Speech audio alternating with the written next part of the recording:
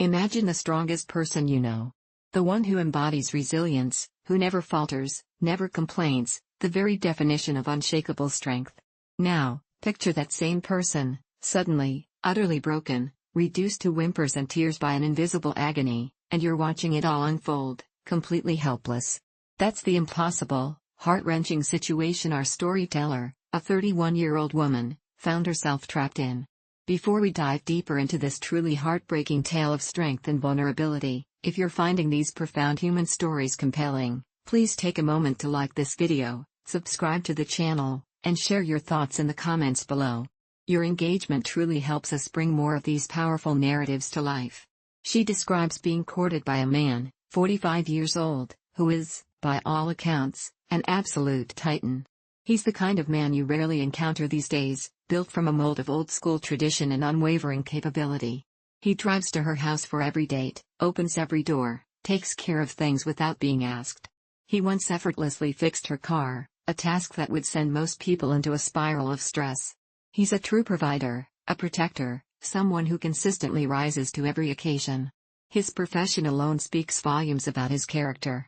He owns his own building renovation business, a venture that showcases his extraordinary intellect and manual prowess.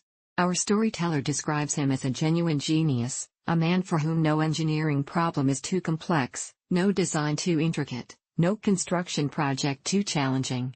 He can build anything, design anything, solve anything. His hands are accustomed to hard work, to shaping the world around him, skills honed not just in construction, but also on his own ranch, where he once managed everything himself. He is, in her words, the literal epitome of strength, a man who knows no excuses, who never, ever complains. This image of unyielding strength, of a man who could conquer any obstacle, is crucial to understanding the sheer shock and terror of what happened next. For the past week, something subtle had begun to stir beneath his impenetrable facade. He'd been mentioning a low, almost imperceptible pain in his neck. For him, a man who never even acknowledged a cold, for him to vocalize any discomfort was a stark warning sign, but even then, it felt so minor, so easily dismissed. Then, just yesterday, everything changed. That subtle twinge escalated into something monstrous, something truly excruciating. The pain wasn't just there, it was consuming him, tearing through the very core of his being. And the most terrifying part? This man, this rock-solid, unshakable force of nature, began to crumble. The transformation was horrific to witness, even from a distance. Our storyteller spent the entire day yesterday, and then all of today, on the phone with him, listening. And what she heard wasn't the strong, confident voice she knew. It was whimpers. It was cries. It was the raw, unadulterated sound of a grown man, a man who embodies strength, utterly broken by agony. The helpless feeling must have been overwhelming, knowing he was suffering, and all she could do was listen to his pain echoing through the phone line. From the moment the pain became unbearable, she had been pleading with him, begging him to see a doctor. The logical solution, the immediate course of action, seemed so clear. But for a man like him, admitting such vulnerability, seeking help, was an entirely different battle. Finally, after hours of agonizing phone calls and relentless persuasion, late this afternoon, he agreed to let his brother take him to a chiropractor. A glimmer of hope, a potential first step towards relief. But even that small step brought only more despair.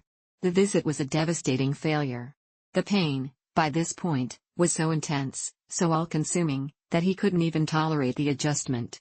The chiropractor, the one chance for immediate relief he had reluctantly agreed to, was completely unsuccessful. The hope that had briefly flickered within her was extinguished, replaced by a cold dread. He's now back at home, presumably still in unimaginable pain, and his stubborn resistance has only intensified.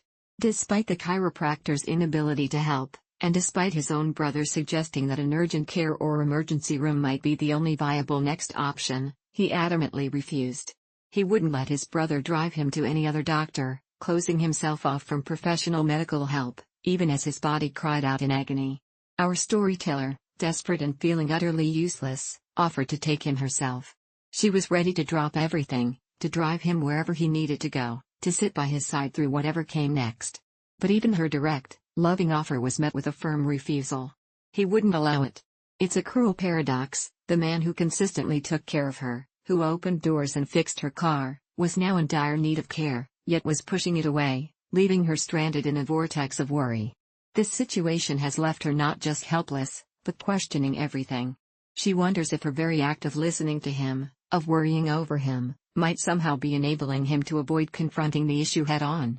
Is her compassion inadvertently allowing him to remain in pain? But what else is she supposed to do? How do you force a man of such immense will, a man who has always been a pillar of strength, to accept help when he's so determined to refuse it? It's a profound dilemma, tearing at her, as she watches the strongest man she knows crumble, completely unable to act. This isn't just about a neck ache, it's about the shattering of an image, the terrifying fragility of even the most formidable individuals. It's about witnessing someone you care for deeply suffering beyond words, and being powerless to ease their burden. It's a stark reminder that even the strongest among us can be brought to our knees, and that true strength, sometimes, means admitting vulnerability and accepting help. What would you do in her shoes? How do you navigate such a delicate, dangerous situation when the person you love is refusing the very thing that could save them from prolonged agony? Share your thoughts and advice in the comments below, and remember to like this video if you found this story compelling. We'll see you next time with another powerful human narrative.